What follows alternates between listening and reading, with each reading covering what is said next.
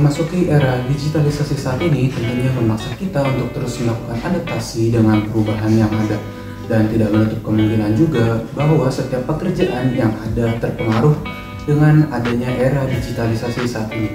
Marketing sebagai salah satu contoh dari pekerjaan yang terpengaruh, di mana di saat sekarang ini marketing sangat erat kaitannya dengan penggunaan teknologi. Maka dari itu kita telah hadirkan seorang marketing yang dimana beliau telah menjalankan profesinya dari dimana teknologi belum dilakukan dengan gencar-gencarnya seperti saat ini hingga menjadi marketing di era sekarang ini. Oke, jadi semuanya, jadi di sini kita sudah bersama dengan ibu saya, Ibu Anik Nurdiana, sebagai salah satu profesi marketing yang dijalankannya selama ini. Jadi selamat pagi Ibu Diana. Selamat pagi, Jason. Jadi di sini ibu saya telah hadir bersama kita sebagai narasumber dari pertanyaan yang akan saya pertanyakan pada hari ini. Jadi boleh nih Bu, langsung aja kita masuk ke dalam pertanyaan yang akan ditanyakan. Jadi boleh banget nih diceritain pengalaman menjadi marketing selama ini gimana aja? Pengalaman marketing, kebetulan saya marketing itu dari kuliah sampai saat ini saya marketing. Memang tidak sama dengan jurusan saya, tapi saya akhirnya enjoy sebagai marketing sampai saat ini. Dan pengalaman saya tadinya saya juga bisa nggak ya, tapi ternyata akhirnya saya bisa, dan ternyata saya menikmatin banget. Dari marketing itu banyak ilmu yang kita dapat. Contohnya tidak hanya dari bangku kuliah, tapi ilmu yang bukan jurusan saya dapat. Kayak psikologi orang, saya mendapatkan itu juga. Bagaimana menghadapi orang yang kaya, yang sombong, yang kaya baru, kaya lama. Jadi itu satu kenikmatan sendiri, gitu kan. Apalagi ketika kita menjadi marketing itu kan tidak hanya menguasai produknya saja, tapi kita harus banyak membaca, kita harus bisa compare dengan project-project yang lain. Itu adalah skill ilmu yang harus kita punya. Jadi ketika kita menghadapi orang-orang yang akan meng-compare produk kita dengan yang lain, kita sudah punya PK-nya, kita sudah punya jawabannya, kita sudah tahu kekurangan dan kelebihan. Jadi itu mempermudah kita. Jadi kalau marketing itu kadang-kala di Indonesia itu dianggap remeh ya, sebelah mata.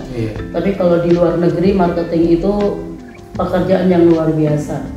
Kalau di sini nggak masalah orang mau nganggap apa, tapi yang pasti saya nggak malu sebagai marketing. Saya senang sebagai marketing. Di dalam marketing itu banyak ilmu yang saya dapat, membuat kita lebih humble, kita lebih dewasa, kita lebih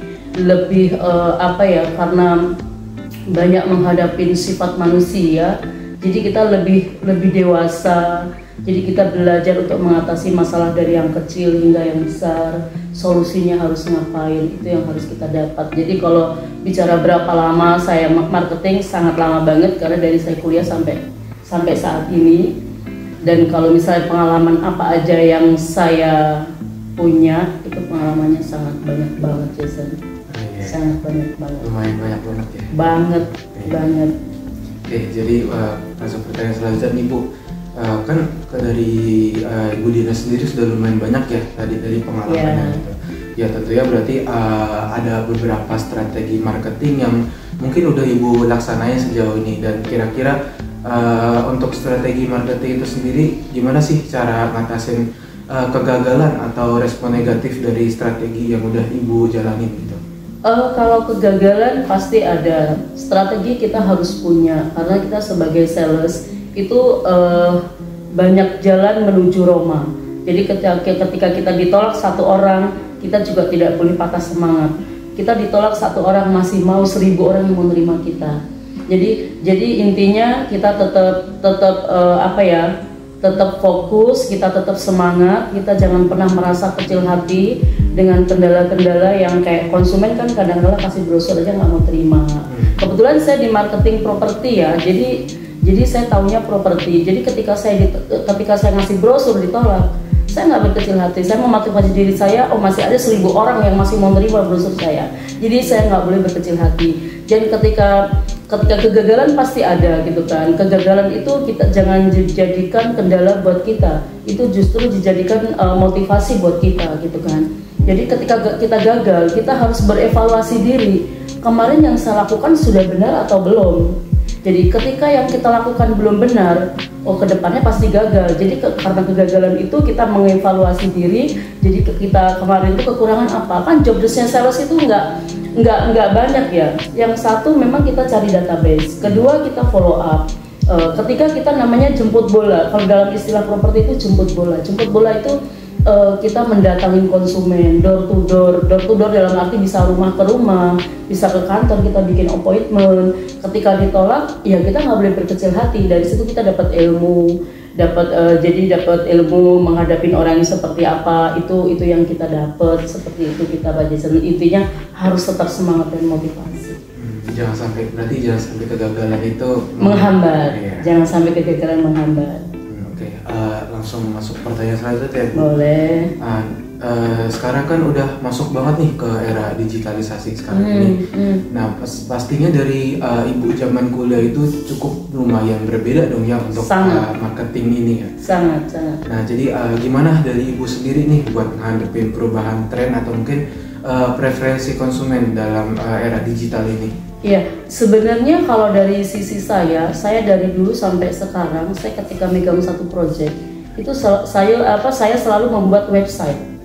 Nah, website dari dulu sampai sekarang masih terpakai.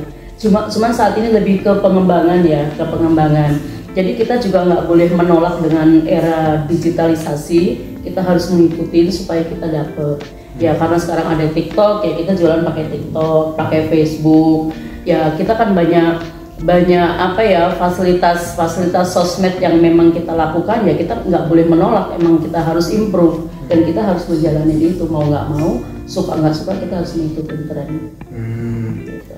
Berarti kalau misalkan untuk menghadapi tekanan dari kita di era digitalisasi ini kan pasti kayak dipaksa untuk terus beradaptasi gitu ya. Dari ibu sendiri gimana cara beradaptasi dengan tren teknologinya? Sebenarnya kalau tekanan sih dalam pekerjaan itu udah biasa, cuman bahasanya yang berbeda. Kalau dulu kita tekanannya target, sampai sekarang pun tekanannya target. Cuman kalau dulu hanya target aja mungkin. Kalau sekarang kan lebih ke strategi pemasaran, apalagi strategi pemasaran sekarang kan era digitalisasi. Mau nggak mau, suka nggak suka, misalnya kalau kita gaptek, ya kita harus menggunakan fasilitas orang yang menyediakan itu. Walaupun berbayar, ya kita harus mengikuti itu supaya target kita achieve, memang harus seperti itu. Berarti buat selama ini kira-kira nggak ada kesulitan dalam menciptakan konten yang menarik atau mungkin relevan bagi konsumen gitu? Kalau buat saya kesulitan iya, karena saya katakannya cukup gaptek sebenarnya saya. Saya cukup gaptek, kesulitan iya. Paling saya membayar jasa orang supaya saya bisa ngejar tren yang saat ini gitu kan. Itu kan sah-sah aja gitu kan. Itu kan juga salah satu strategi pengembangan diri kita. Kalau kita tidak mampu untuk sendiri, ya memang kan kita harus teamwork. Teamwork itu kan dalam hal apapun. Kalau marketing kan memang harus selalu teamwork. Dengan adanya era digitalisasi ini, karena saya merasa diri saya gaptek, kurang fasih untuk hal-hal itu, ya saya harus membayar jasa orang untuk melakukan itu gitu. Paling segitu aja Ibu Diana dari pertanyaan-pertanyaan yang sudah saya sampaikan. Terima kasih banyak atas waktunya, atas kesempatannya dalam hadir untuk talk show kali ini. Boleh, terima kasih, sama-sama, tetap semangat. Iya, pasti. Terima kasih. Ya, terima kasih ya Ibu Terima kasih.